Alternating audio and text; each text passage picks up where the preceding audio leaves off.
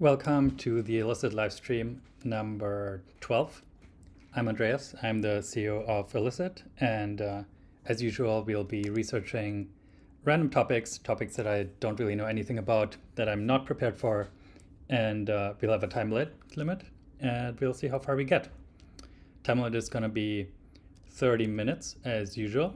I'm going to start the timer right now, and we'll research. Actually, let's give a little bit more background before we decide what to research. So this is about learning in public. We're trying to figure out both what is it like to do research with Elicit, how could Elicit be better, and as usual, I'm hoping that not too many people watch this. If you've been watching this before, you might notice my background is different. We're not in our office or at home. We're on the Elicit team retreat today. Hope I will be relatively undisturbed. And the thing we want to look into today is magnesium and sleep. So the last 4 days or so, I've been taking magnesium, and some people say it helps with sleep. And I don't know how big the effect is or whether that is a real thing. So we'll research it together. Let's just start. I think the first place to go is just to ask, like, pretty directly, what is the effect of magnesium on sleep? As usual, Elicit creates a notebook for us. It titles it The Impact of Magnesium on Sleep, and is now loading the most relevant papers, and will create a summary of those papers. Here we have effect of magnesium on insomnia in elderly, genetic nutritional models, rats. So one thing that we might care about here is what is the population. So I definitely don't care about rats, and I don't know. I'm not that elderly. I might care about just adults in general, as opposed to elderly. All right, here we see a few different people that have been studied. So older adults, alcohol abusers, elderly population, American adults, rats. I'm going to delete the rat paper. And I think to get a very quick overview, I'm first going to select these papers and just summarize the abstracts for these first 7 papers without trying too hard to select the best papers. So here, the first summary we get is positive association in elderly led to increased sleep time, efficiency, onset latency, reduced insomnia. Oh, mice. Do we still have a mice paper here? Ooh, yes, here. This one is in flies, and this one is in mice. So I'm gonna throw this out, and I will then just select the remaining papers, which I think are all in humans, and I'll add a new step, summarize the abstracts for the selected papers, and we'll get the summary again. Okay, as before, positive association found that magnesium in elderly led to increased sleep time, efficiency, onset, may contribute to sleep disorders. Okay, and this one we might look into more. Found that higher magnesium intake was associated with better sleep quality. All right. So these are promising. I think before I immediately go and trust these, I think I'm going to load a few more papers, and I'm going to apply the same process as before, which is throw out papers that are not in humans. This one is about newborns. Also don't care about those right now. Mice. Okay, adults. This one's still loading. Healthy volunteers. All right, so there are a few different things we could do here. I think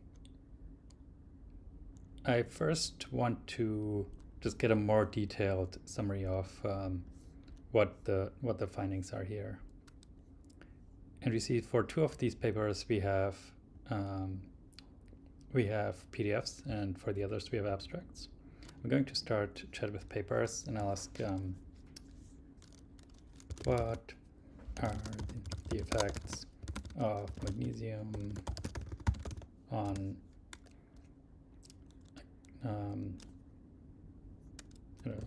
quote-unquote normal adults based on these papers.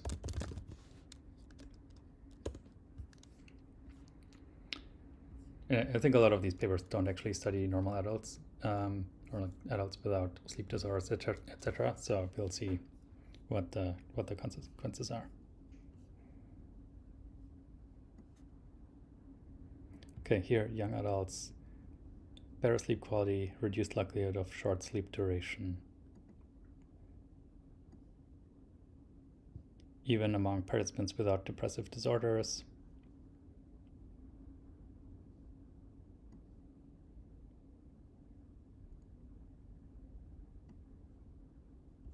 Potential placebo effects. So another thing we might be interested in here is which of these studies are actually robust. Like, did they do a randomized controlled trial? Is it double blind?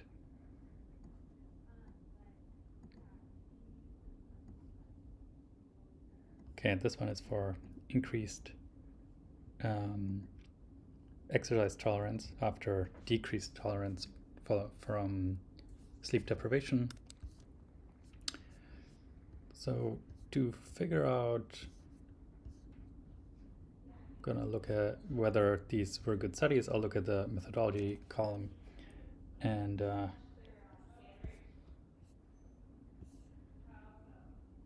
actually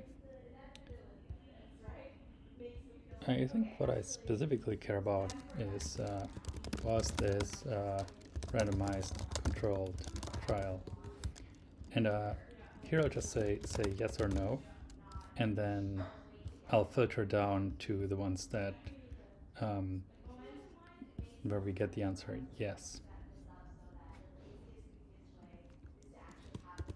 Yes, edit.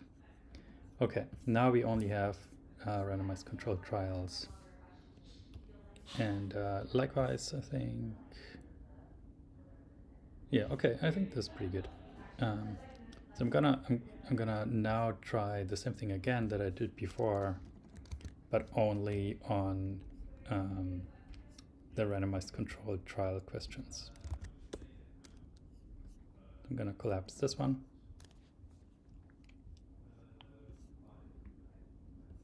Okay, systematic review. Interesting. So here it says that observational studies suggest an association, but then RCTs reported contradictory findings. So you might want to look at this paper in more detail. I'm gonna keep this open in the background. And here, this is a very old study. Actually, I think this one is probably not relevant. Here we have the Nielsen 2010 study, which focused on somewhat older adults with low magnesium status, so unclear whether that's going to be relevant. And for them, interestingly, so the magnesium supplementation improved overall sleep quality, but the serum magnesium levels did not change, though there was an improvement in those with initially deficient magnesium levels.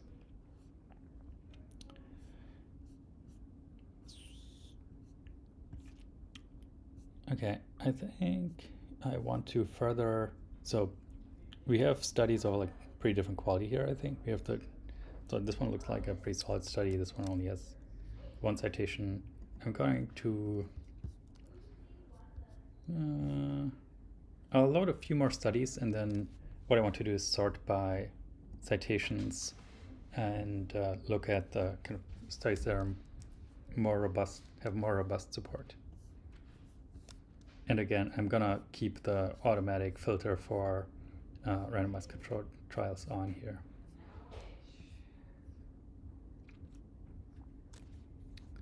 Elderly rats, I'm gonna throw this one away.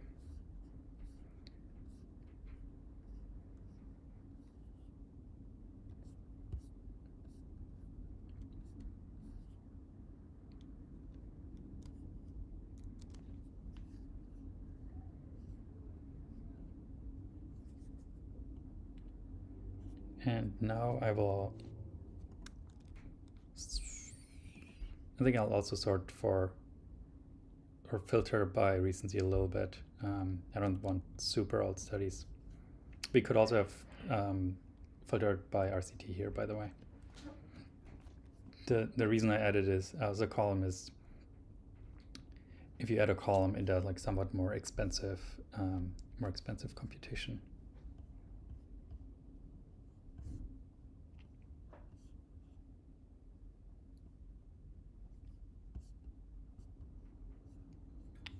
And here,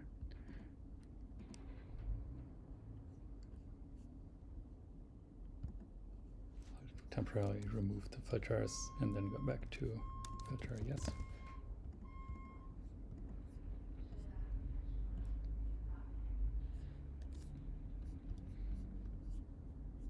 And click load more again.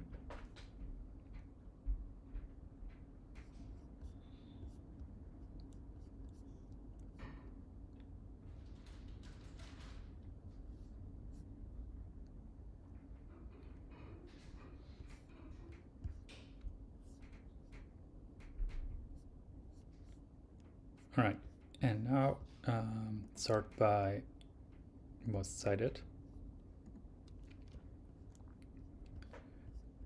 Yeah, this first study looked pretty promising to me when I first saw it. The effect of magnesium supplementation on primary insomnia in elderly double-blind placebo-controlled trial. So it's good because it's a placebo-controlled trial, which is the thing we care about. It's not good because it is kind of on elderly and they have insomnia, but we might still be able to generalize a little bit. Okay, then next one,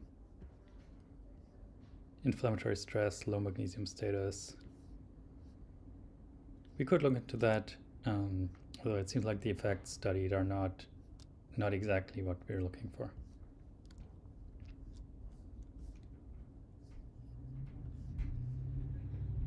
Okay, here's a combined study, magnesium, melatonin, B complex. Oral magnesium supplementation for insomnia, systematic review, and meta-analysis. It does have only one citation, but it does seem pretty relevant, and it seems like we actually have the full text here. So at this point, we found 3 studies that could tell us something interesting. I think it's probably best if we actually look at what these studies say.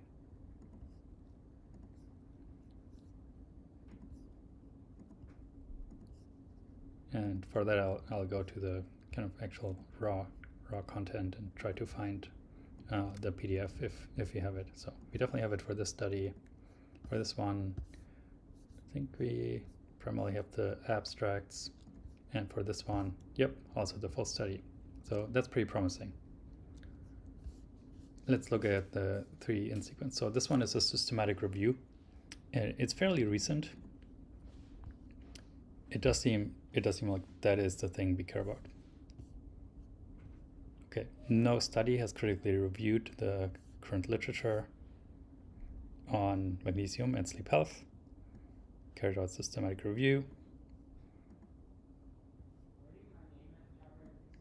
They did the usual kind of PICO thing, population intervention, comparison, and outcome. Okay, 9 published cross-sectional cohort and RCT studies.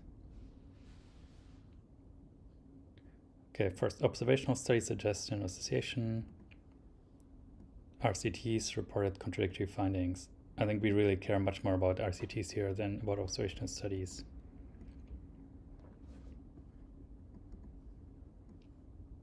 An uncertain association. Need longer, more well-designed clinical trials.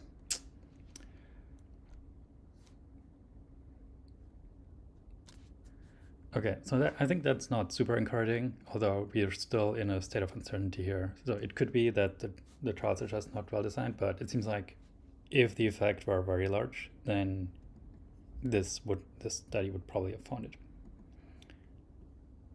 All right, so this one is a clinical trial, so it could actually be one of the trials that went into the previous systematic review. What did they find?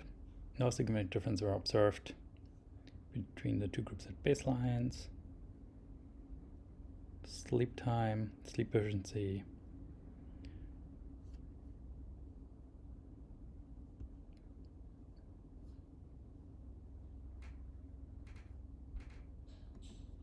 Okay, but remember this was the study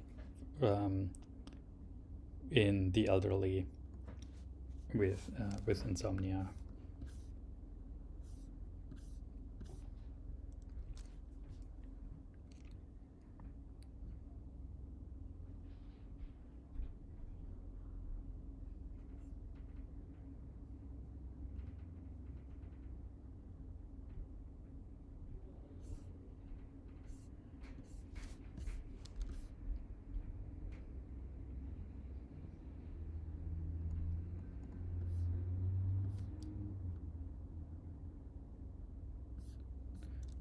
All right, let's quickly look at the third study we mentioned. So here, again, it's a oral magnesium supplementation for insomnia in older adults. This one is also a systematic review. This is one from 2021, so still reasonably recent. So this one also confirms that the quality of literature is not good, substandard, and so it's hard to make decisions. At the same time, it says, given that oral magnesium is very cheap, supplements less than 1 gram may still be prescribed. So here, total sleep time improved by 16 minutes in the magnesium group, but it was statistically insignificant. All trials had moderate to high risk of bias, low to very low quality of evidence. So at this point, let's take stock of where we're at. We have about 12 minutes left. So first, we looked at the overall summary, and we filtered down to trials in humans, filtered out the rats and the mice. And the overall finding at first was like, okay, there may be a positive association. Then we tried to be a little bit more strict and limited to only trials that are kind of randomized controlled trials, and looked at the kind of best and most relevant papers we found there, and found that both in like the two, like we found two systematic reviews, they both said actually the literature is low quality, need better sample size, longer follow-up time, and the kinds of associations found in observational studies might not hold up in RCTs. At the same time, there was a small but not statistically significant effect, and it's just so cheap that it's potentially still a useful thing to do. I think at this point, one thing we might care about is, well, are there any side effects from taking magnesium? What are the side effects of taking magnesium supplements? Let's research that a bit, because if there's a chance that in fact it does help with sleep and there is basically no risk of negative side effects, then why not take it? So here, effects of magnesium supplementation. What I want is like make a list of effects of magnesium supplementation, one per line,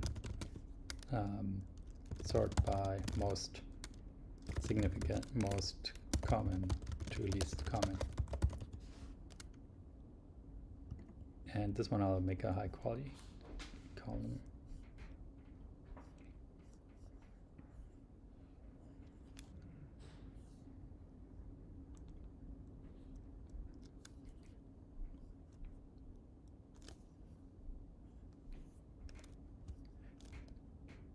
might actually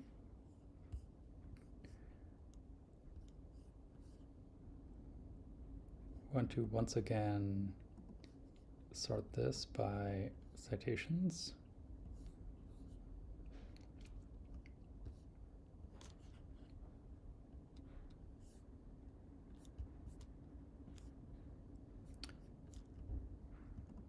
And I think I also care about split into two groups, positive and negative effects.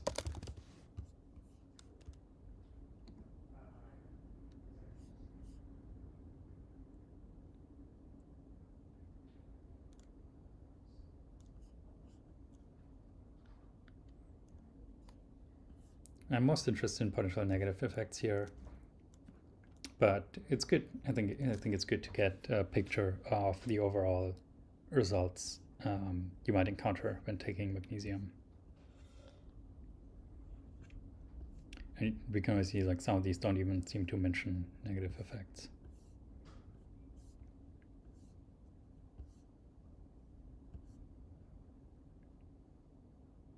Of course, some of these are some of these may or may not be positive effects depending on your starting point. Okay, here we have one, diarrhea, stomach irritation. It seems that's pretty interesting. Maybe magnesium can help with migraines, decrease in migraine symptoms, reduction in duration.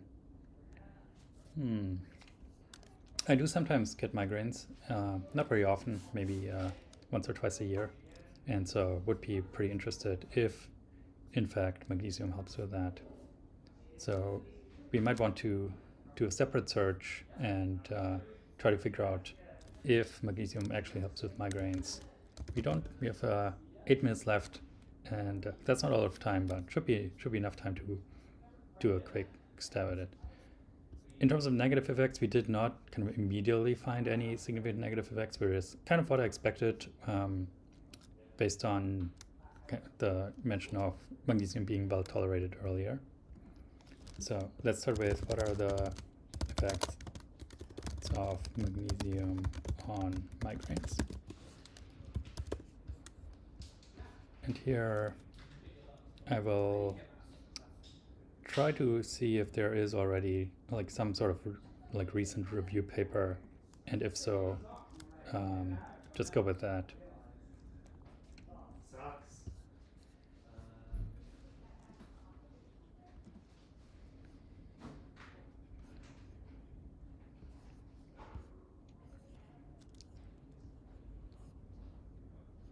Once again, I'll sort by citation count. Very nice. Effects of intravenous and oral magnesium on reducing migraine, meta-analysis.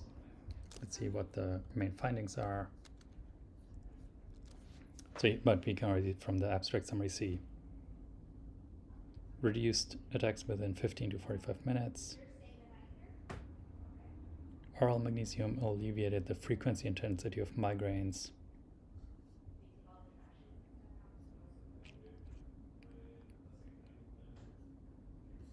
Okay, let's see how much information we have available here. So this was a systematic review of 21 studies, and 10 looked at oral magnesium. I don't think I want to go for intravenous magnesium at this point. Okay, oral magnesium significantly alleviated the frequency and intensity of migraines.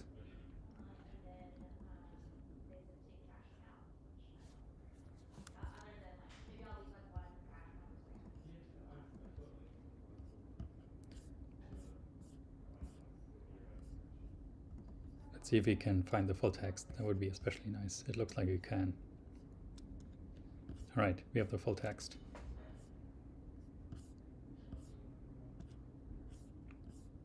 One thing I'd be interested in is like how much magnesium did these people take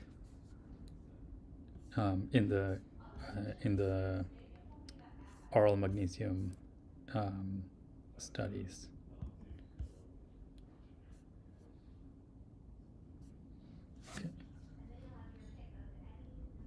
Okay, I think this is the relevant table. Let's rotate it. Here we are. Dose per day between 100 and 750 milligrams.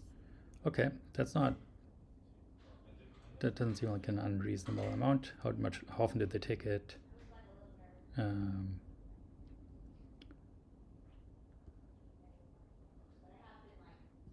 Took it for 4 to 12 weeks. They did have some, okay, all these studies had some control outcomes. I assume that's the effect. And here we also have some potential adverse effects. Outcomes are frequency and intensity. All right, that sounds pretty promising. The question is still, how large is that effect size? We don't know that yet. Poor appetizer, drowsiness, weight, constipation, nausea, diarrhea.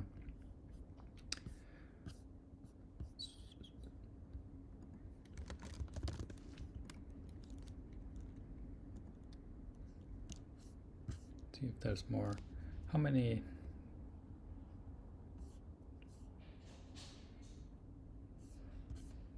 Okay, this is the flow diagram of the systematic review for oral magnesium, and at the end they got 10 studies that matched their criteria, and had 11 effect sizes, with two of them, sorry, with two kinds of effects, the one on frequency and the one on intensity.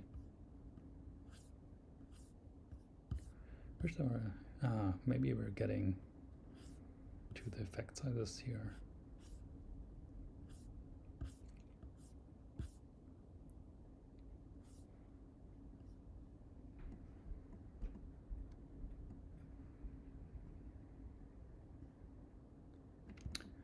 So intravenous magnesium relieves acute migraine attacks, whereas it seems like oral magnesium supplements maybe help with migraines over a longer time scale.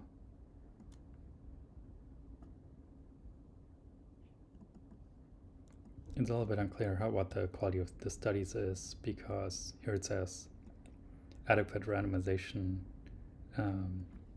methods are warranted, at least for, yeah, that's right, for both of the both for acute migraines and for long-term prevention. Okay, we're nearing the end of our time already, I think. Oh, we have 1 minute left, and let's review what we found. So for sleep, there's a pretty weak literature. Trials didn't find that much. The overall take seems to be, there might be an effect, given that it hasn't like clearly stood out in the trials we found so far. It's probably not a huge effect, but also we did not find obvious negative side effects.